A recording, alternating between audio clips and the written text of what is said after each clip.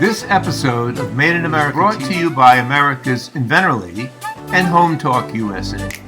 Home Talk is a proud member of the King's Broadcasting Network, which has been bringing you the best in home-based innovation since 1998. Hi, everyone. Thank you so much for being with us for this episode of Made in America.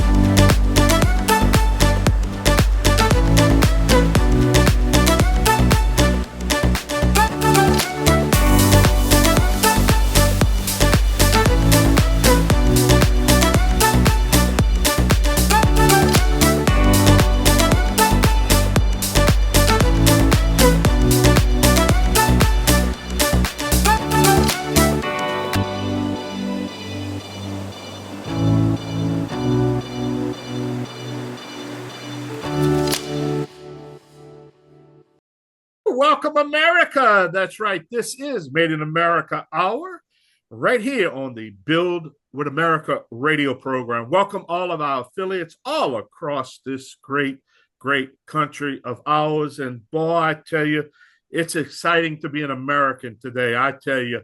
And so if you joined the show last week, we have some co-hosts of the show, the Made America show, that's going to be talking about American-made issues when it comes to products and technology, government affairs, tariffs. Well, I tell you, this is the show you want to listen to. If you want to learn the way capitalism actually works, not how you think it works, but how it actually works.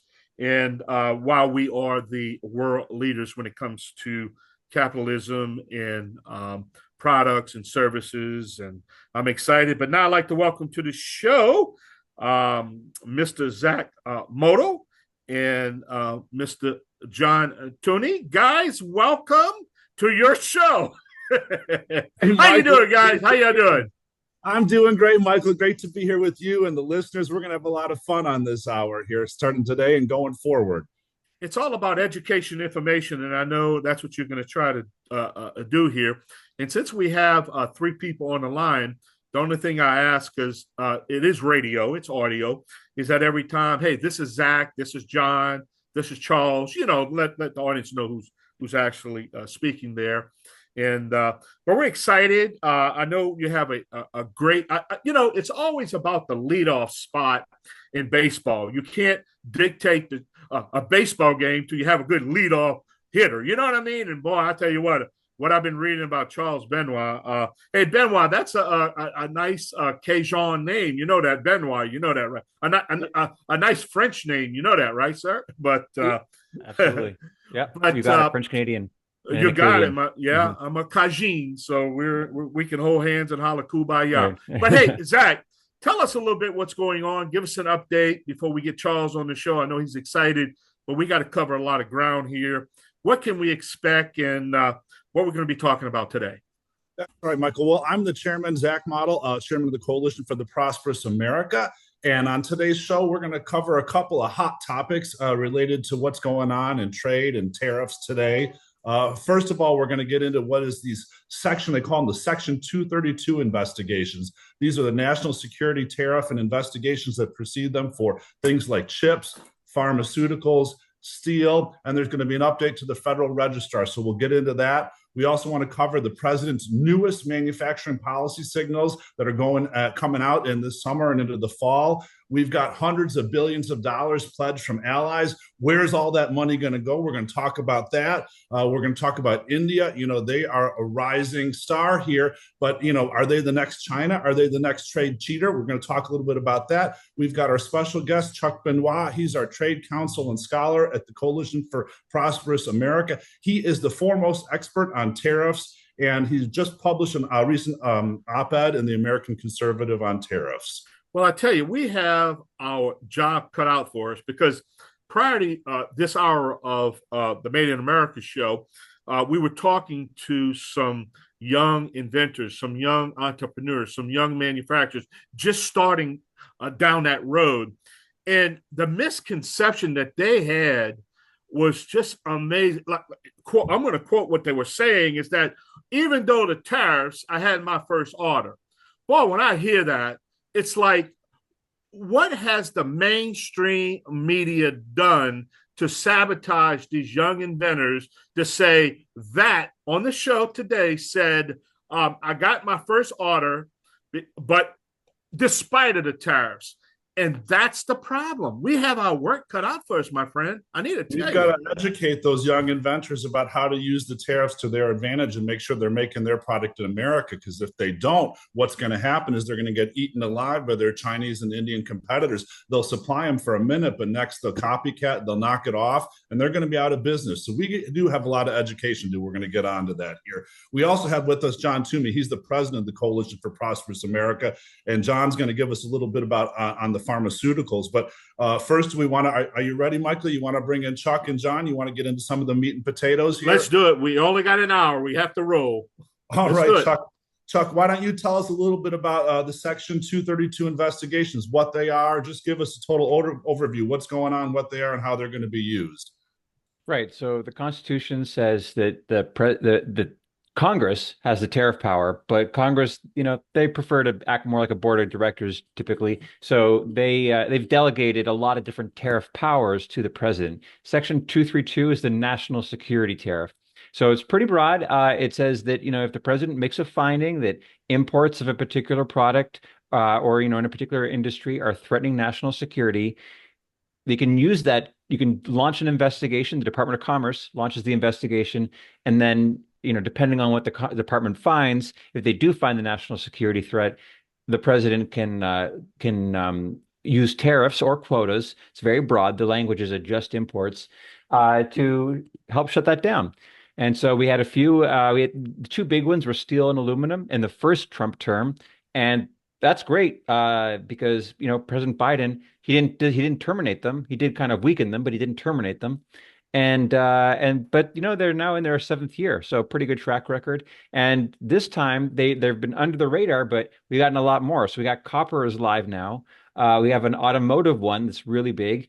A lot of headlines, probably heard radio commercials about talking about tariffs, and they're talking about the Section 232 automotive tariff there. And then we've got a lot in the works as well on whole industries, timber, lumber, pharmaceuticals, semiconductors, heavy trucks and commercial aircraft, critical minerals. And then people don't appreciate often is like when you hear timber, lumber, that's everything downstream all the way to kitchen cabinets. So, chips will be everything from including your cell phones and laptops. So yeah, these are we're talking about a pretty large chunk of the economy here. These are exciting stuff. Charles, I'm just going to hype in here just for a second, but it does help to have a majority in Congress, and we have the majority that they're not going to put these obstacles in front of the president. The problem is going to arise is, and of course, I'm seeing the future is if we happen to lose the majority, then that's where the roadblocks start. So in your opinion, you think we need to take advantage of what's happening now to get all these policies that you say that need to be done? So, I mentioned that the President Biden, he did kind of leave a lot, but yes, I am absolutely, it's totally crazy that Congress has been so inactive. They should be codifying the agenda. We're talking about Section 232 here, but all the tariffs that are all making the headlines are the ones that vary country to country. But, in my mind, there's two that are accounting for most of the revenue, right? So the president is making a huge deal about all the revenue that's coming in. You're talking about up to $300 billion this year. For context, that's more than like the bottom 3/4 of U.S. income taxpayers only actually submit about, $270 billion, I believe. So this is a huge amount of revenue.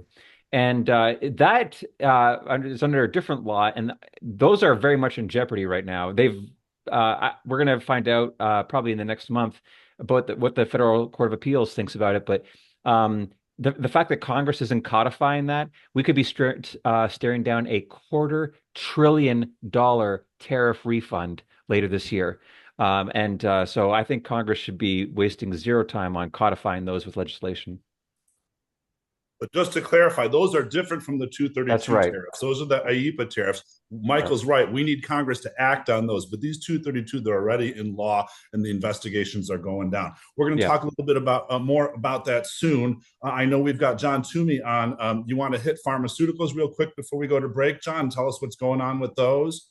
Zach, this is one of the most exciting developments in recent years. For the last 15 years, we have seen massive drug shortages in our country. Okay, hospitals can't get product. People are going without their medicine. President Trump rightly recognized this is a national security concern, and he laid this out in his plan when he ran for president this last time. And today, the Commerce Department has launched this investigation, and we're really excited about the findings and what this is going to mean for the future of medicine made in this country. Let me join in. Just hold it right there. We're going to have to take a short break, but we're going to come back, Jon, because this is important, very important for the American people to hear what you got to say, because this has to do with our health.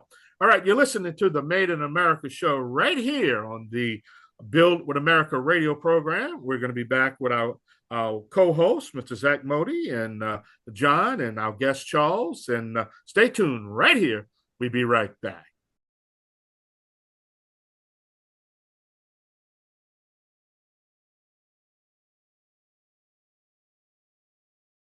Hey, welcome back to the Made in America show right here on the King's Broadcasting Network. Don't forget, we are streaming live on the World Wide Web at hometalkusa.com.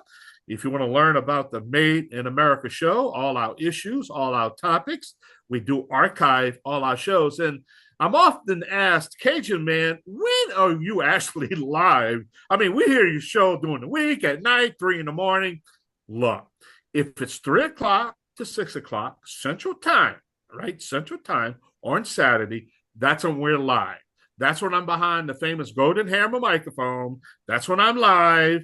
That's when you can take the calls, answer emails. But this show is archived on many radio stations all across America. So if you happen to catch us somewhere beyond them perimeters, that means it's been either rebroadcast or delayed. So there you got it. Check it out, hometalkusa.com.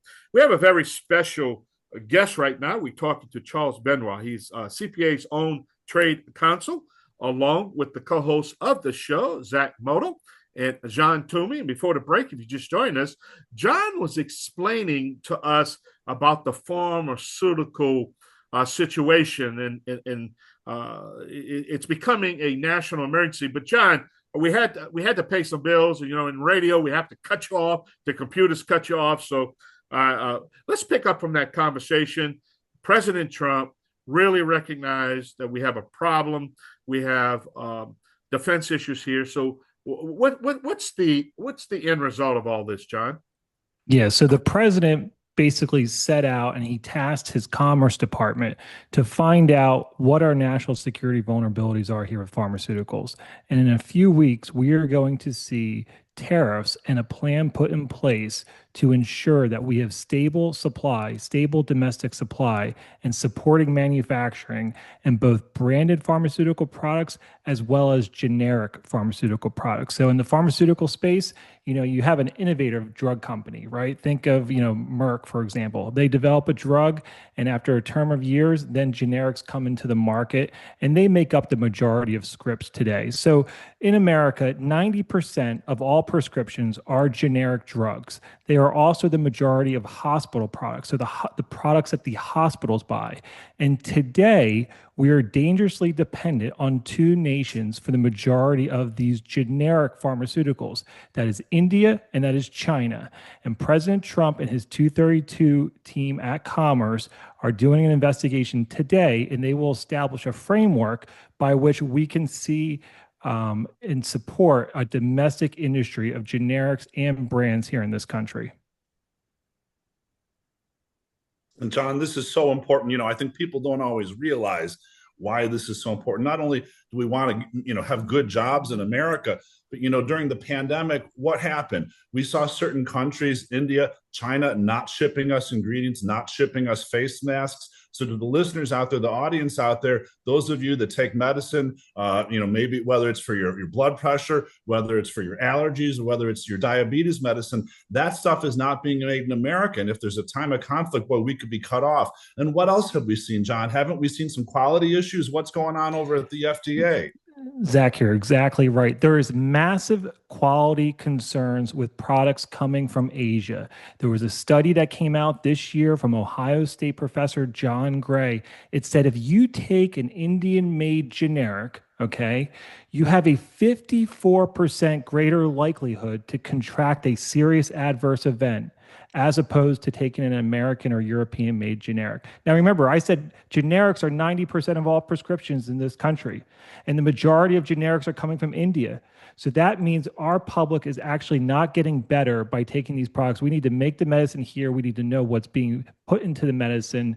That is what this 232 is going to do. It's going to clamp down on these products coming into this country. We're going to ensure that we have safe, effective medicine made in the U.S., which is a great move by President Trump.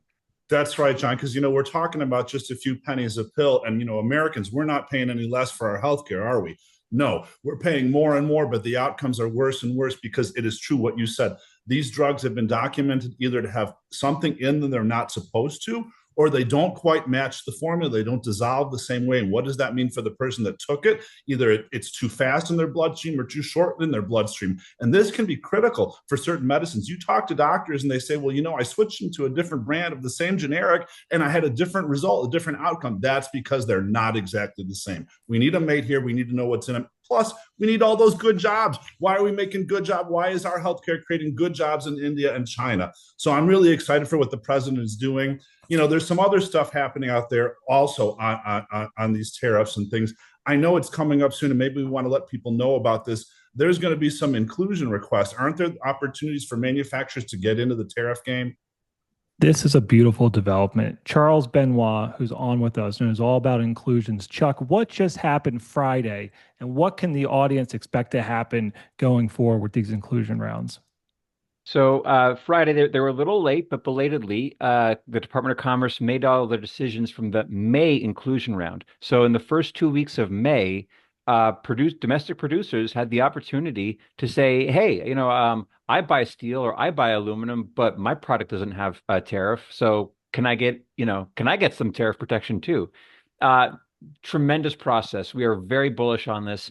We work with some great companies. So Sherrill Manufacturing, last flatware manufacturer left in America, they got cutlery, stainless steel cutlery added to the steel 232. Knives and forks, right, Chuck? Knives and forks. Knives and forks, yeah. Okay, flatware, cutlery, there's so many words, I don't know. But the knives, forks, spoons, you name it. And so and then also gym equipment, dumbbells and kettlebells. That's another CPA member there, Golden's Foundry. They're now that exercise equipment is now part of the Steel 232. So that was great. So we're very excited about that. So we're Chuck, companies. Go ahead, Zach. We're seeing jobs coming back. We're seeing people make investment decisions. One of the things that's important to keep in mind here is how the scope of these tariffs and the timing affects policy. I'm a manufacturer myself, and I'm getting inquiries left and right from companies trying to figure out how to move their supply chain back to America. They want to do the right thing. They want to employ Americans, and now they're highly motivated because it's coming out of their pocket with the tariffs. So, the sooner the administration can be clear and firm on these things, the better in terms of getting jobs back in America. Well, guys, we're going to have to take another break here on the Made America show. This is Cajun contractor Michael King, along with our co-hosts. We have Mr. Zach Mottl and, of course, Jon Toomey. Our guest is Charles Benoit. We sure hope you stay with us. Don't forget, please check out our website at hometalkusa.com. We are streaming live on the World Wide Web. So we're going to get into some tough issues. We're getting straight to the point right here on the King's Broadcasting Network. Let's take a short break. I am the Cajun man from the Bayou Land, the originator, not the duplicator. Please don't accept no substitutions. Man, I was green before green was even cool. We'll be right back. Hey, welcome back to the Build with America Hour. This is the Made in America show right here on the King's Broadcasting Network, where it's all about education and information. We want to welcome all of you. If you're just joining us, we're talking to Mr. Charles Benoit. Charles is the CPA's own trade counsel, very nationally recognized leader on trade policy. That's what we're talking about. Basically, right, Zach? Just trying to set the record straight and try to get all the inconsistencies and all the bad media exposure that's really not telling the truth. And that's what we're trying to do right now, right? That's right. We want to cut through some of the noise out there and some of the false narrative on tariffs and on what we're doing about making these jobs come back to America. But I want to get something else out on the table here. We've been listening to Jon Toomey from the Coalition for Prosperous America and Charles Benoit. I want to get into with Charles on another thing that we're talking about with tariffs. It's called specific tariffs. Charles, can you tell us about specific tariffs and maybe get into a little bit about that op-ed you just recently published in American Conservative? Yeah, so specific tariffs have been around as long as tariffs have, which is to say, over 5,000 years of recorded history. But we're all these days we're all thinking of tariffs as like a percentage, right? And we all used to the president saying, 10%, 20%, 25, 50%, like percentages. But that's you can go back 5,000 years. And another way to do it is by weight or by count. So, you'd say, okay, the tariff is $1 a pound. When there's a lot of controversy over why are we putting tariffs on coffee? Well, the founding fathers in the very first Tariff Act of 1789, they were looking to fund the government. And so much like with a sales tax, they put a 2.5 cents per pound tariff on coffee. That is a specific tariff. We don't care what the cost of the coffee is. We're just going to count how much coffee there is. That's it. So it's super straightforward. And you're thinking, why? Who cares? Why are you even telling me this? Well, the thing that, we all think that tariffs is a percentage. That's the fancy word is ad valorem. That's Latin. We all think that's pretty straightforward because we're used to sales taxes. We go to Best Buy and, okay, we're aware that there's a 6% sales tax and that's added. And yeah, it's straightforward. That's not complicated. Problem is in tariffs, it's not a store. There's not like just prices listed on the shelf that you're going to apply it to. So when the president says there's a 25% tariff, 25% of what? What are we applying it to? We're applying it to an overseas invoice, like a piece of paper, a PDF that is the easiest thing to forge, and we have no way really to police it.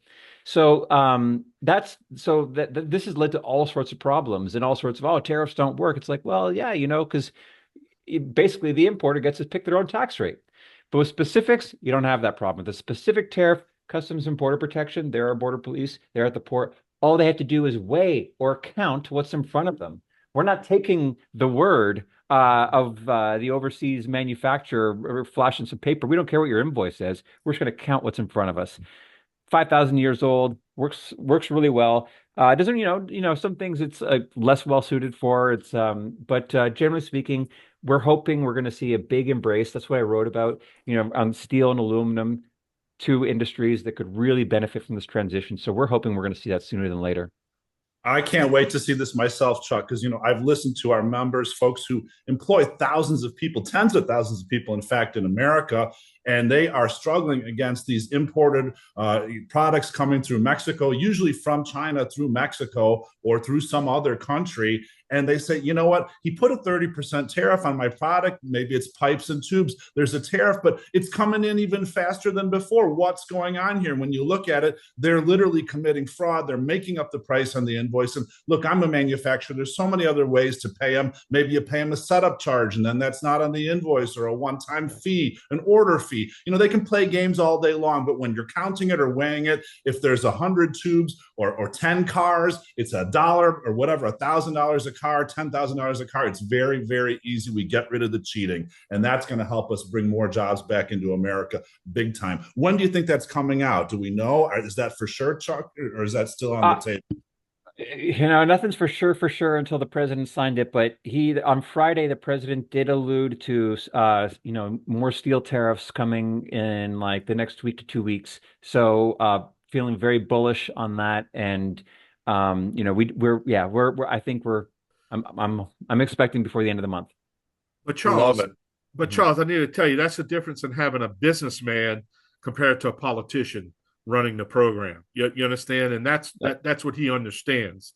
He understands, building materials. He understands that when the materials come on my job site, I don't care what's on that invoice. I'm going to count that plies of wood and count that steel. So he has that mentality, and that's what people need to understand. Yeah, that's exactly it. There's way too many eggheads in DC, academics, ivory tower types, and we're still fighting that, like, because that is everyone beneath him. I mean, I'm telling you, like, these economist types, like they've got in their mind, it's all very Yes. but it just all falls apart. I wish everyone who's involved in tariff policy in DC at Department of Commerce headquarters and whatnot, they all need to spend some time in the ports with Customs and Border Protection, who are, as the containers come off the ship, actually think about tariff collection in the real world.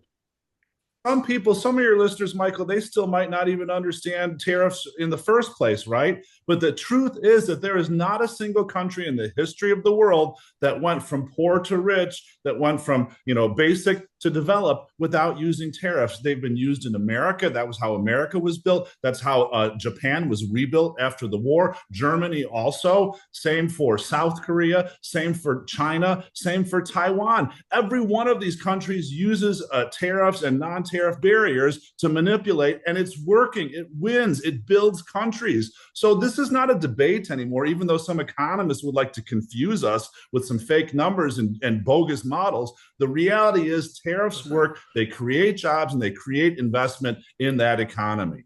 Well, at one time, tariffs was the only source of income for this young United States before the income tax. That's what we got real good at that back in the 1920s and the 1910s. That money was flowing in, and America wasn't broke. You know what I mean? That money was coming in, but it's always worked. You have a president now that knows how to work it, and it's just a misconception of the tariffs themselves that scares people because they simply don't understand it. But I tell you guys, we're gonna pick up that model, that threshold, that mantle, whatever you want to call it, and we're going to educate, because I'm just tired of the mainstream media really misrepresenting the whole purpose of tariffs in the first place. Is that to make look, we talked about this last week. What last month or month before last? $28 billion one-day surplus. That's never happened in the history in 40 years where America had actually a surplus, not a deficit. Come on, report the truth. That's all I ask. We're going to have so much money, we don't know what to do with it, Michael, from tariffs. So it's going to be an amazing thing for America, and we're going to have jobs. Now, we've only got a few more minutes left, I know, before our next break here, but I want to get into a little bit, because we just started talking about it, managed trade. And that's really what we're moving to here. Jon, I know you've been really talking about this when you're out in the trenches there fighting for American workers. We're talking about managed trade. Tell the listeners a little bit about what that means and where we're going with that. Yeah, so we're getting away from this rules-based order, rules-based trade. Is that right, Chuck? Is that how you describe it?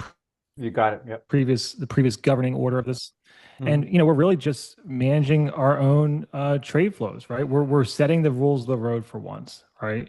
And that really is how this administration is looking at it. No longer are we going to, set these trade deals and have them negotiate in Geneva, right, Chuck? Exactly. That's exactly it. We're, getting back to work negotiating outcomes as opposed to these fake rules. Yep. And honestly, it's about taking control of our destiny. Isn't that right? We have let other countries determine the destiny of America, what we're going to make, what jobs we're going to have, because we signed up for these trade deals. We literally made the decision to give them some of our wealth, give them some of our job, give them some of our industry. And as we've done that over the last 30, 40 years, we've lost control entirely. So we are taking back control of our own destiny. That's what we're doing with managed trade. We're going to manage our destiny in future. All right. We got to step away from our microphones just for a second. We got to pay some bills. You're listening to the Made in America show right here on the Build with America Radio Network. We're going to take a short break. We got one more segment to go. Please don't go anywhere. because the gumbo is hot and it's ready to serve. We'll be right back. Yay!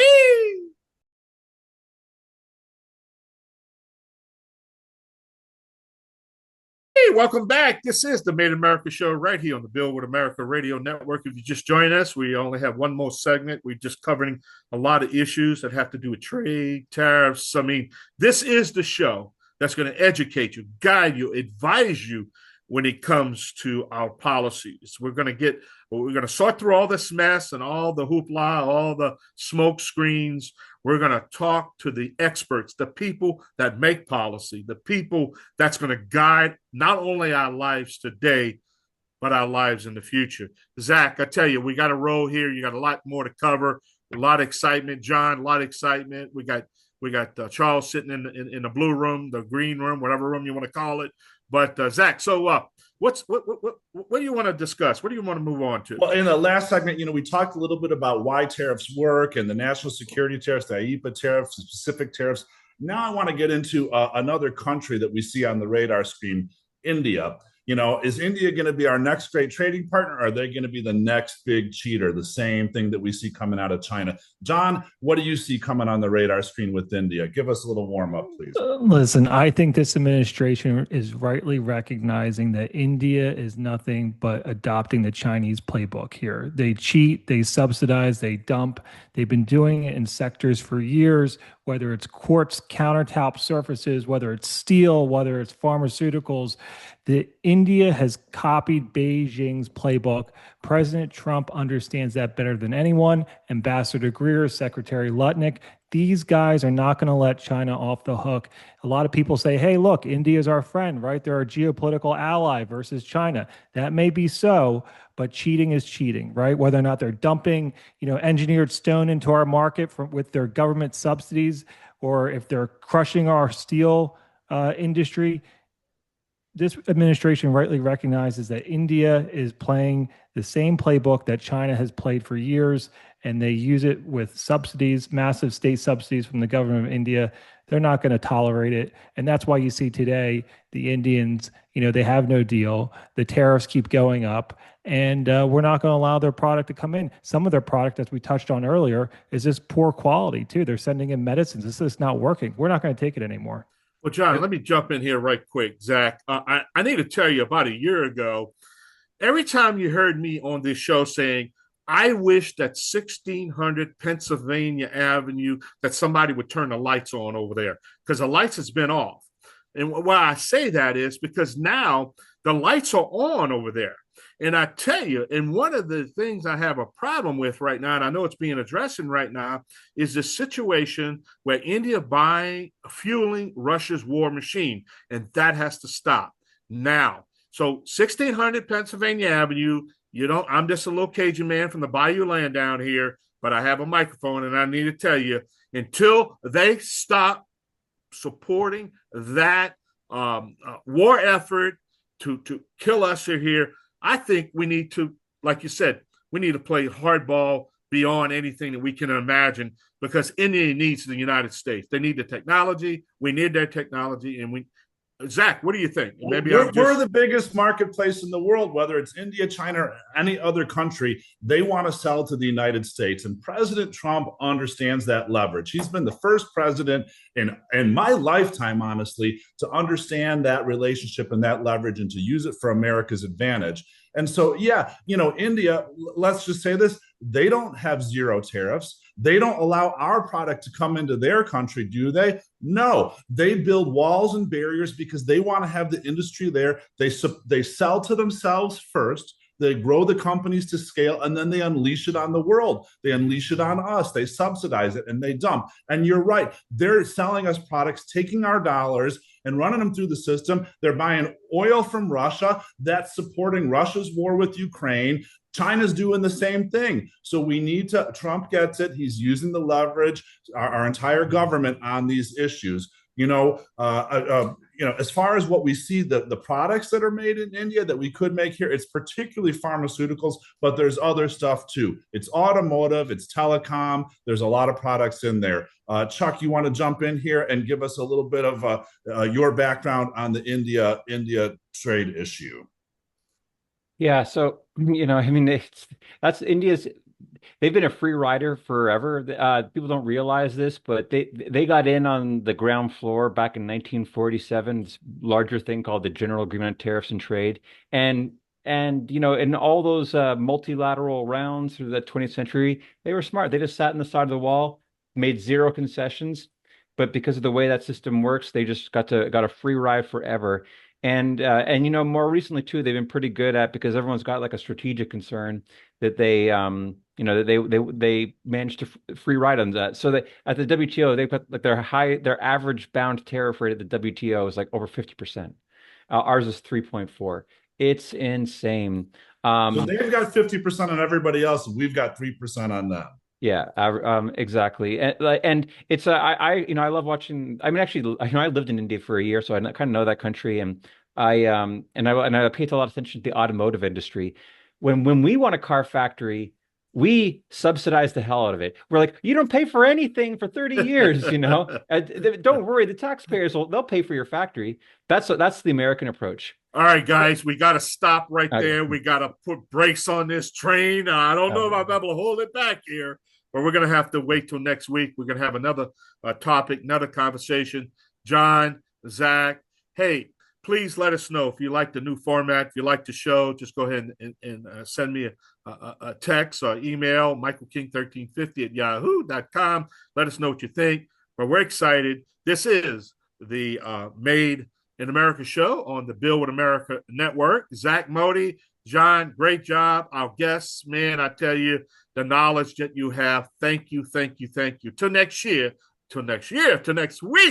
We're going to be right back with another guest, another topic, right here on the King's Broadcasting Network. Y'all come back next week, you hear?